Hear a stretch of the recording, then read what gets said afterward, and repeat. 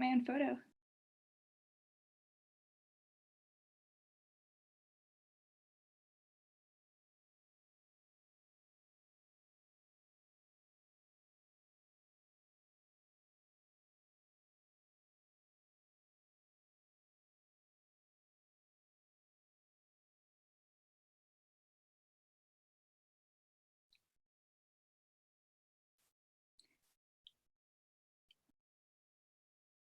Good afternoon.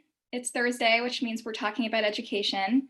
I am here today. It's going to be all about higher ed. We are talking about all the milestones. As you know, the spring semester is just about wrapping up. People are starting to think about how they're going to graduate. Exams was a big issue this week. People who are, I spoke to an art student this week who is trying to figure out how to display her work virtually. This week is all about college students and how, this sort of spring semester is shaking out in light of COVID-19 and the closures. Before I get started with my guest today, I wanted to put out a call to anyone. Today, I'm writing a story about students who are suing their colleges in the Capital Region for tuition fees during this closure period because they feel they didn't get the college experience that they had anticipated and that was sort of marketed to them.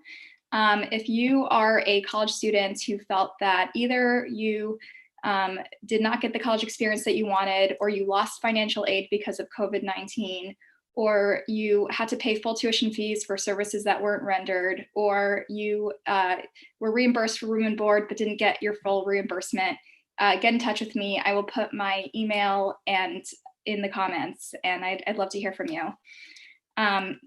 Today, to get a perspective from a real grad student who's kind of going through right now, I'm going to be speaking to Courtney Laughlin.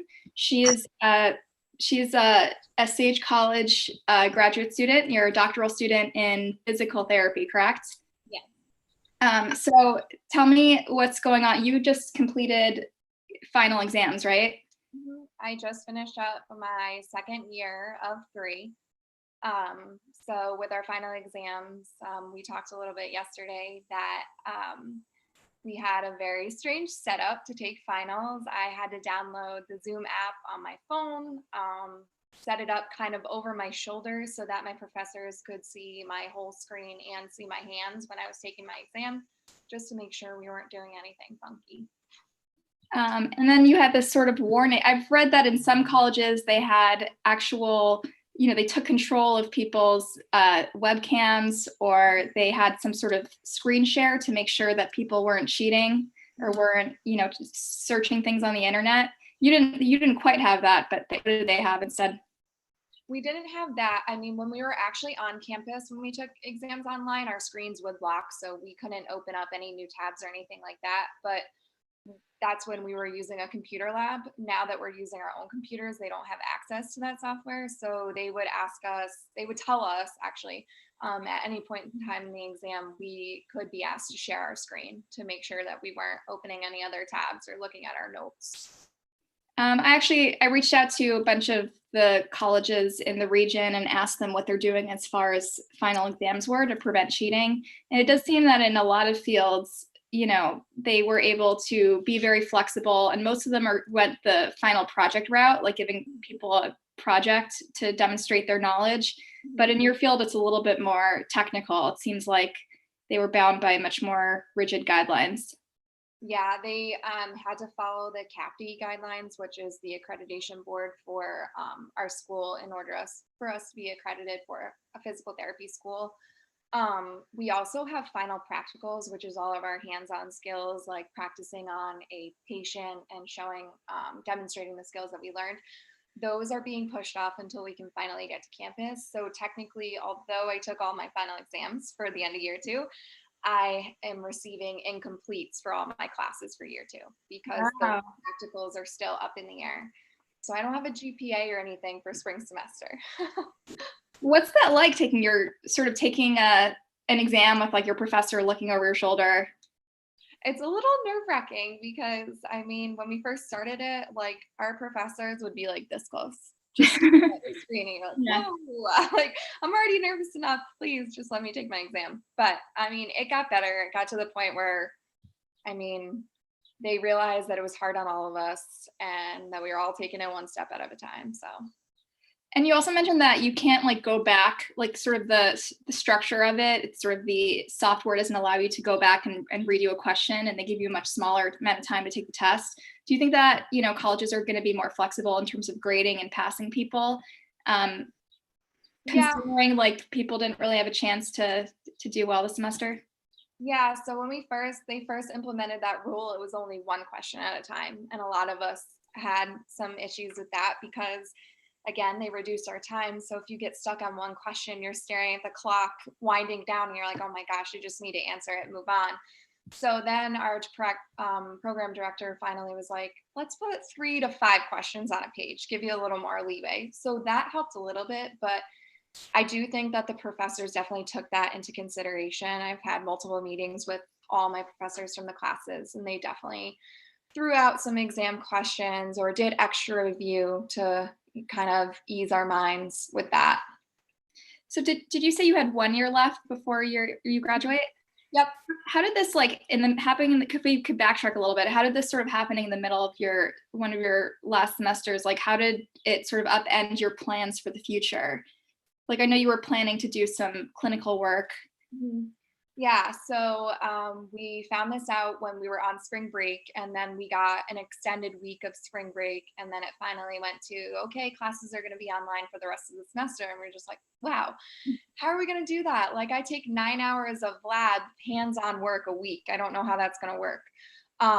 We were supposed to start clinical May 11th. So technically I should be out in the clinic somewhere learning hands-on stuff. But obviously with the scenario of the world, that's not happening. Yeah. So yeah, those plans got a little backtracked. Our school is working really hard though. They have rearranged our whole schedule to ensure that we graduate May of 2021. Yeah. I feel like they know we want to get out of there and they don't want to keep us any longer than they have to because they also have classes coming in. Like they're trying to stay on track to get first years coming in and graduate in 3 years, along with our third years who some of them graduated and some of them didn't because they didn't get to finish their clinical. And you need so many hours of clinical work in order to sit for graduation, in order to sit for the physical therapy boards. So I feel like deeply for them. They work so hard 3 years and now they're like, okay, you're not going to graduate till August, which means now you can't take the boards until October. So in terms of graduation, I think, look at Sage's graduation plans because I was kind of looking into, there's sort of, petitions going around of people, really wanting to have an in-person graduation later in the year rather than some sort of virtual ceremony. yeah. It does seem like they're trying to work something out later in the year, but in the meantime, they're going to mark the occasion. From what you're telling me, it sounds like there's people who actually won't be able to graduate because they weren't able to complete their schoolwork in a virtual setting at all. Yeah, we have some just with the variety of the clinics that we are allowed to go to. Some students, their clinic was still open. So they got to finish all of their hours, submit them, do their final review with their clinical instructor, and sit for graduation. Where other places, they were in a hospital and they're like, okay, like we're already overwhelmed enough. We can't teach a student right now, and we want to keep you safe.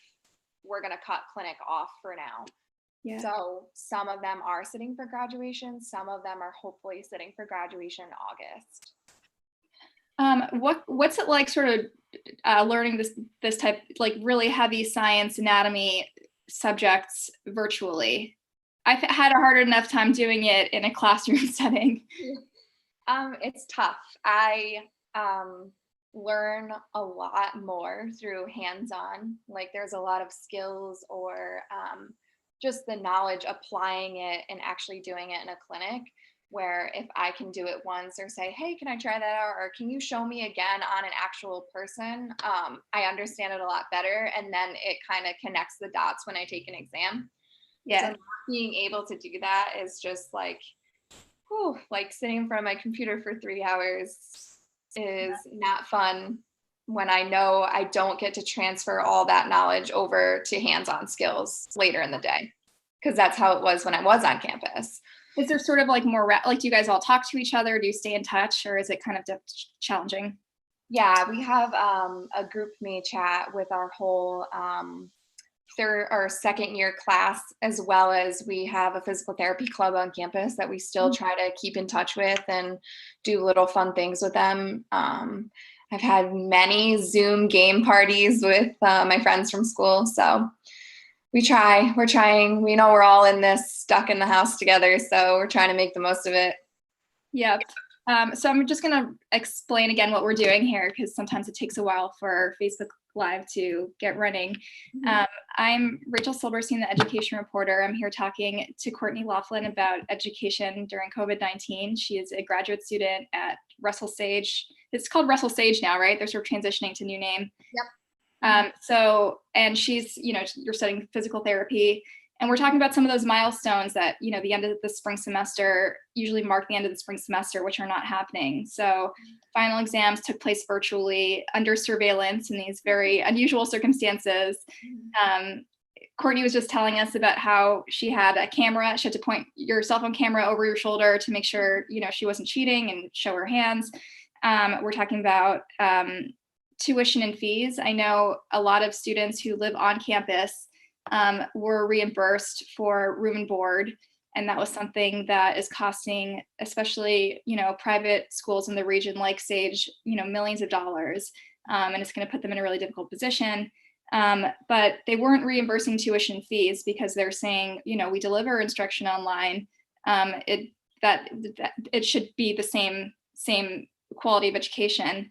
But students are saying that it's not. There's some, I think at RPI and in Skidmore, there's some students who are trying to sue now for tuition and fees. They say they've lost financial aid benefits. They've lost the experience of being in a classroom environment. It sounds like, in your classroom, the camaraderie and the interaction with other students and the hands-on experience was a big part of it. Would you say that something was lost from the virtual classroom? Oh, for sure. I mean, the profession that me and my classmates are going into, we're dealing with people all day. We're touching, it sounds funny to say that, but like we are interacting and touching other people's bodies to help them move better and live a better quality of life every day. That's why we're going into this profession. So now sitting on my couch, learning about how I'm going to be doing this and not actually doing it, it's not that interacting. It's not that exciting. It's not that fun. Like, I mean, my classmates, like, we're nerds. When we see a special test, we're like, oh my God, can I please try that on you? Like, lay down on the plinth. Let me try that out. So like not getting to do that, it's just like, this is, the same routine day after day. Let me sit on my couch, drink my coffee, and listen to my 3-hour lecture and not transfer any of my skills. Yeah. Did it take a while for them to figure out how to deliver in a way that people actually wanted to listen to? I know, like, we still in the classroom, we still have lectures. So we still have all those PowerPoints that, like, regardless of the way we're learning, we have to get through them. With the lab times, they definitely shortened how many hours we were in lab because they are 3-hour labs. They're like, there's kind of no point sitting here for 3 hours when you can't do anything. Yeah. So they use a lot of PowerPoints, supplemental educational videos just to kind of at least show us the skills. And then they kept reinforcing, once we get back onto campus, you're going to have like a week straight of just practicing all of these to get them done. Oh, wow. So. If you guys have any questions for Courtney about, virtual instruction on the college level or grad school level, send them our way. You can send them now on YouTube, Twitter, or Facebook, and they will get to us. If you have any questions about graduation, I know that's a hot topic on, both on the college level and on the K through 12 level. I know that some high schools were talking about doing drive-through graduations. They're trying to get permission to do that. I think every school is trying to mark the occasion in some virtual capacity, create some sort of tribute to the graduating class, but it's just not the same, and for kids who like spent all this money and worked so hard toward this goal, it's like kind of a letdown. We do have one question coming in. What would you recommend your instructions do better? Without throwing anyone under the bus, or that an instructor can do better in general when it comes to like remote instruction, teaching, I think that's like a loaded question in a sense of they're in the same boat too. Like they are in a hands-on profession. And so they're trying to figure out how the heck do I teach hands-on skills when I don't have my students in front of us?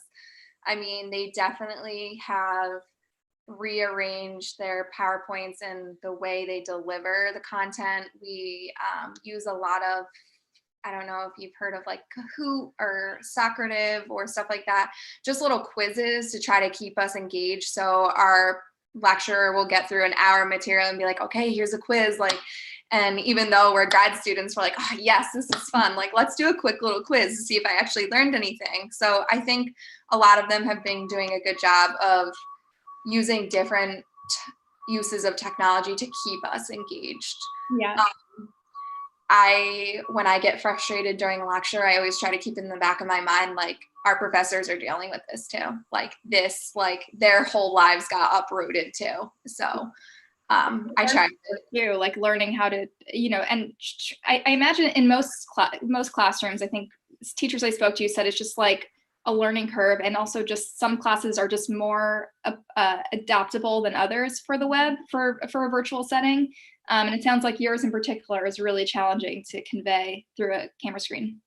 Yeah.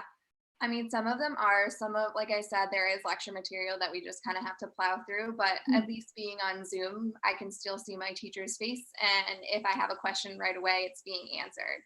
I like getting lectures over Zoom better than some of our teachers, just because there is so much material we have to get through. They do voice over PowerPoints. I'm not the biggest fan of those because as I'm listening to the material, I don't have them right in front of me and be like, hey, I don't really understand this. Can you explain this again? So I think Zooming and having them being right there is the best thing our professors could do for us. In terms of like the hands-on stuff, are you ever asked to sort of take a partner or someone in your house or a doll to like demonstrate what you're supposed to do? Is that what they do? I do live with someone else that is in the program. So there was one lab where we could demonstrate on each other, but our professors, just for reliability purposes, don't ask us. Well, rather, we can't ask someone in our household to do that just because we are learning these skills. And technically, when we practice them on each other, we all sign a liability form saying, yeah, like that. We're tell you it's not my fault, not the school's fault. Yeah. Yeah, so fair enough. Some of those skills I can do, but they haven't pushed us to test them out on anyone because they don't want anyone to get hurt. Gotcha. That makes sense. So for the next generation, do you have any like words of wisdom if they have to go through something like this? I think, none of us saw it coming this time, but now I think the world is more prepared for a similar crisis. Yeah, I don't have crazy words of wisdom. I would just say take it one day at a time. Remember that you're not the only one going through this. Your professors are trying just as hard as you are. And they're still the same people that offered you help when you were in the classroom, and they will be even more attentive now that they can't see you. Like we have our professors email us every day. Like one of our professors, she'll send something positive, just saying like, this is a positive that I found today. Like, what are some of your positives? Like, they're still there to help. That's the whole point that they went into teaching. Yeah. So just take it a day at a time and don't be afraid to still contact your professors. That's my biggest piece of advice. Fair enough. Let's see. We also spoke to, I know this wasn't as relevant to you, but I spoke to a graduate student at UAlbany who is getting her master's in fine arts in arts. She's not here today, but she was telling me about how, at the end of your 2 years of, completing your, I think she's studying printmaking. Usually she has to, you spend 2 years sort of focused on this like passion project, this thesis, and then you have to defend it to this panel experts, of your faculty and artists who have to who either pass you or fail you, and it's this really like nerve-wracking moment. And this year she did it from her living room and just installed her art in her living room wall behind her couch, and they reviewed it. They critiqued her via Zoom. And that was really interesting to hear about. Usually there's a whole shindig, there's a whole award ceremony, there's an art show. And so that was kind of sad, and hopefully they'll get to have all those milestones and celebrations in the future. If you guys have any more questions for Courtney or any questions for me about graduation, about tuition and fees, about exams, clinicals, other milestones that students are missing out on, now's the time to weigh in. We are, it's the end of the year for both colleges and high school students as well.